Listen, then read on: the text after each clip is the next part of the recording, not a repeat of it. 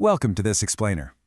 When we look up at the night sky, at the stars and galaxies shining in space, it's super easy to feel a profound sense of wonder, right? But beyond just the physical universe, that wonder inevitably raises some pretty massive questions about our own place in reality, and really, the ultimate nature of divinity itself. We've got thousands of religions in the world, each with incredibly beautiful traditions and deeply held beliefs. But what if there is one overarching path? What if there's actually a way to understand a supreme truth that exists entirely beyond all of our human divisions? Well, that is exactly the journey we're going to take today as we explore the divine unifying wisdom of the Taratatsagar. So is there one supreme truth beyond all divisions? This question immediately challenges our conventional thinking. Humanity has countless religions, and we know them by many different names. Temples, churches, mosques, synagogues, each representing a unique cultural and historical path. But the source material we're looking at today asks us to consider a deeply unifying concept. What if truth itself is ultimately just one? It's kind of like, imagine all these diverse, beautiful paths winding their way up the sides of the exact same massive mountain.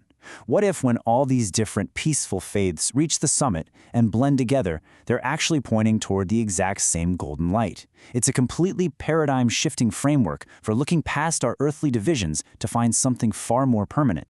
All right, let's dive into Section 1, the search for one truth. Many paths, one essence. Moving right along to Section 2, enter the Taratatsagar, the unifying scripture. Okay, so to understand how all these different paths can share a single essence, we have to introduce a profoundly unique framework. This is a path that doesn't try to compete with other religions on the world stage. Instead, it attempts to gently gather them all together. We are looking at the Krishna Pranami Dharma, which is also beautifully referred to as the Nijanan Sampradaya. Now, this isn't framed as just another competing doctrine. Actually, scratch that. It's more like a totally unique spiritual path, anchored by a sacred central scripture known as the Taratamsaga. To really grasp this path, you have to slow down and understand the profound, unifying role this specific book plays for its followers, because it completely reshapes how they view the rest of the spiritual world. According to this tradition, it's believed that the very essence of multiple scriptures and incredibly varied spiritual traditions is literally contained right within the Taratamsagar. Think about the philosophical resonance of that for a second. Rather than telling a seeker, hey, your lifelong faith or your ancestors' beliefs are wrong, this framework actually validates them. It functions like a magnificent cosmic library. You can picture it like brilliant rays of light emerging from the pages of many different holy books across the globe, all converging into one single divine source. It emphasizes deep unity over separation, housing the core wisdom of multiple divine traditions all in one place. Which brings us to Section 3, differing spiritual destinations. Where are we trying to go? Well, every religion naturally points its followers towards some kind of spiritual goal. But what do those ultimate destinations actually look like when we lay them out side by side? For a lot of seekers across the world, the ultimate goal is heaven, a realm of blissful reward. For others steeped in Eastern traditions, the destination might be the divine eternal realms of Vaikuntha, or the higher spiritual world of Goloka.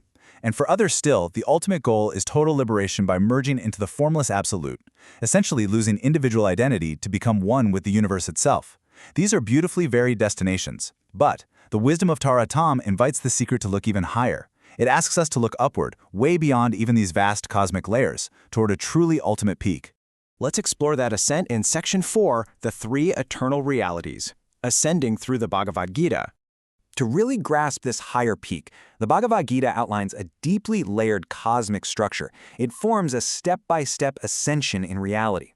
First up, we have Step 1, Kshar Purush, the perishable. What does it actually mean to be perishable? Look at our daily lives. Everything we build, every leaf that falls, the shifting tides, the physical universe we experience, it is constantly changing and it's bound by time. Then we rise up into Step 2, Akshar Purush. This is the imperishable reality. Imagine a plane of existence completely free from the decay of time. This represents the eternal, unchanging, divine realms that so many seekers strive for. But the philosophy absolutely does not stop there. Finally, we arrive at Step 3, the supreme Uttam Purush, the ultimate. Way beyond the temporary physical world and towering above even the eternal, imperishable realms sits this absolute highest tier. The Krishna Pranami Dharma directs its focus purely toward this, the supreme peak of all existence. And that brings us to Section 5, discovering the Supreme Krishna, the peak of the spiritual journey.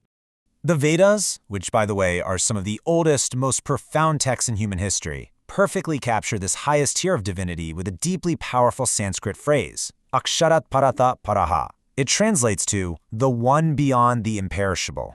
I mean, think about the sheer magnitude of that statement for a second. We've moved past the perishable physical world we can touch, we've moved completely past the eternal spiritual realms that last forever, and we are pointing toward an ultimate, infinite divine light. This phrase serves as an ancient, unbreakable roadmap, pointing seekers to the absolute highest reality imaginable. Within the wisdom of the Taratam Saga, that supreme reality, that brilliant divine form beyond the universe, beyond time, and beyond even the imperishable, is known as Shri Krishna. Now, it is absolutely vital to grasp the profound distinction being made here. In this framework, Shri Krishna isn't just seen as a deity among a pantheon of many gods. No, Shri Krishna is understood as the absolute, supreme figure, the source of everything, worshipped far beyond all universes, all cosmic layers, and all realities.